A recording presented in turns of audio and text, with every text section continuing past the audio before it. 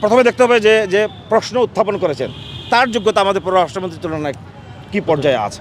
আমরা যদি আমাদের মাননীয় পররাষ্ট্রমন্ত্রীর কথা যদি আমরা বলি, তিনি আজকের বাংলাদেশের সফল তিনি পররাষ্ট্রমন্ত্রী শুধু নয়, তিনি আমাদের এই বাংলাদেশের একজন সফল অ্যাম্বাসেডর হিসেবে তিনি আমাদের পবিত্র সৌদি আরবের তিনি সেখানে রাষ্ট্রদূত ছিলেন। তিনি জাতিসংঘে বাংলাদেশের স্থায়ী প্রতিনিধি ছিলেন।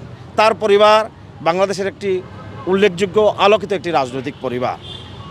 তো স্বাভাবিকভাবে হাঁটি হাঁটি পা পা করে এই মানুষটি যখন আজকের সিলেট 1 আসনের নির্বাচিত সংসদ সদস্য, আজকে যখন তিনি বাংলাদেশের পররাষ্ট্রমন্ত্রী এবং তার নেতৃত্বে আজকে যখন বাংলাদেশের পররাষ্ট্র কূটনীতি আমাদের ফরেন ডিপ্লোমেসি যখন আজকে অভাবনীয় সাফল্যের দিকে এগিয়ে যাচ্ছে, আপনার প্রশ্নতে আমি বলতে চাই, আমরা গত মে মাসে পররাষ্ট্রমন্ত্রীর নেতৃত্বে একটি উচ্চ ক্ষমতা দল আমরা ভারতের গৌহাটিতে আমরা গিয়েছিলাম, আসামের রাজধানী। সেখানে ইন্টারন্যাশনাল রিভার কনক্লেভ সেখানে অনুষ্ঠিত হয়েছিল। ভারতের বেশ কয়েকজন ইউনিয়ন মিনিস্টার সেখানে ছিলেন। ভারতের পররাষ্ট্রমন্ত্রী সুব্রমণিয়াম জয়শঙ্করজি সেখানে ছিলেন ভারতের অর্থমন্ত্রী নির্মলা সীতারমণ, তাদের আরেকজন ইউনিয়ন মিনিস্টার সর্বানন্দ সোনোয়াল বা আসামের চিফ মিনিস্টার হিমন্ত বিশ্ব শর্মা সহ অনেক রাজনৈতিক নেতৃত্ব সেখানে গিয়েছেন। সেখানে আমরা দেখেছি যে বাংলাদেশের প্রতিনিধিত্ব করে আমাদের দেশের পররাষ্ট্রমন্ত্রী তাদের সামনে যে বাংলাদেশকে যেমনিভাবে তুলে ধরেছেন, যেমনি শেখ হাসিনার উন্নয়ন এবং ফরেন ডিপ্লোমেসি যেমনিভাবে তুলে ধরেছেন, তারা অবাক বিস্ময়ে ভারত তাকিয়ে রয়েছে। তো এই মানুষটির যোগ্যতার প্রশ্নে যখন আমাদের খন্দকার মুক্তাদির তার ব্যক্তিগত রাজনৈতিক পরিচয় আমরা জানি না, তার পিতাকে আমরা চিনতাম, তিনিও জিয়াউর রহমানের রাজনৈতিক দল থেকে তিনি এমপি নির্বাচিত হয়েছিলেন। তো আমরা বলি যে আপনি যার যোগ্যতা নিয়ে আপনি প্রশ্ন তুলবেন, সেখানে আপনার কি যোগ্যতা আছে, আপনার এই সিলেট অঞ্চলে জাতির কাছে আপনার কি কন্ট্রিবিউশন আছে, সেটি তুলে ধরতে হবে।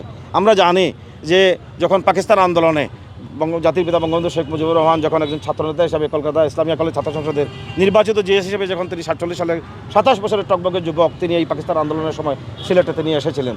তার সময় সেই সময় পররাষ্ট্রমন্ত্রী আজকের ডক্টর এ কে আব্দুল মোমেন, তাদের পিতা, তিনি মুসলিম লীগের এখানকার সভাপতি ছিলেন এবং রেফারেন্ডাম আন্দোলনের অন্যতম নেতা ছিলেন।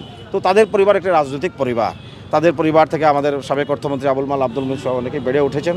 তো আজকে যখন আমাদের এই যে আমাদের কারোর সাথে আমাদের শত্রুতা নয়, সকলের সাথে আমাদের বন্ধুত্ব, এই ডিপ্লোমেসি নিয়ে যখন বাংলাদেশ এগিয়ে যাচ্ছে, একসময় বাংলাদেশ আমরা মানুষের দ্বারে দ্বারে, আমরা জানি যে বিএনপির সময়ে ওই ভারতের কাছে আমরা ধন্যা দিতাম, চায়নার কাছে আমরা ধন্যা দিতাম, আমরা মার্কিনীদের একজন অ্যাম্বাসেডারের সাথে দেখা করবার জন্য যখন বিএনপির পররাষ্ট্রমন্ত্রীরা যখন বসে থাকতেন, তখন আমরা লজ্জায় ঘৃণায় আমরা মুখ লুকিয়ে থাকতাম। আজকে যখন দেখি আমরা যে চায়নার পররাষ্ট্রমন্ত্রী বাংলাদেশে এসে আমাদের দেশের পররাষ্ট্রমন্ত্রী ডক্টর এ কে মোমেনের জন্য অপেক্ষা করছেন, তখন বাংলাদেশের একজন নাগরিক হিসেবে, আওয়ামী লীগের একজন কর্মী হিসেবে গর্বে আমাদের বুক ভরে যায়। তো আমাদের এই যোগ্যতা সম্পন্ন মানুষটিকে নিয়ে প্রশ্ন তোলার কোনো অবকাশ নেই।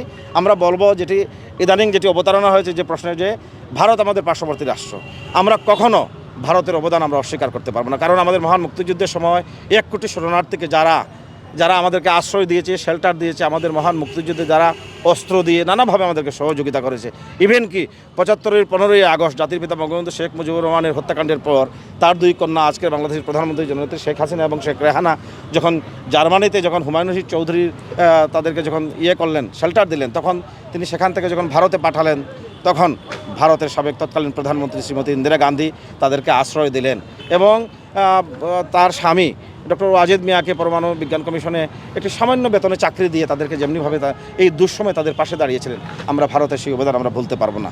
তো সেখানে যে কথাটুকু তিনি বলেছেন সেটাকে বিভিন্নভাবে হয়তো আমরা উপস্থাপন আমরা বলতে পারবো, কিন্তু ভারতের সাথে আমাদের যে ভৌগোলিক বন্ধন, আমাদের সাথে আমাদের মহান মুক্তিযুদ্ধের সময়ের যে তাদের অবদান, সেটি আমরা অস্বীকার করতে পারবো না।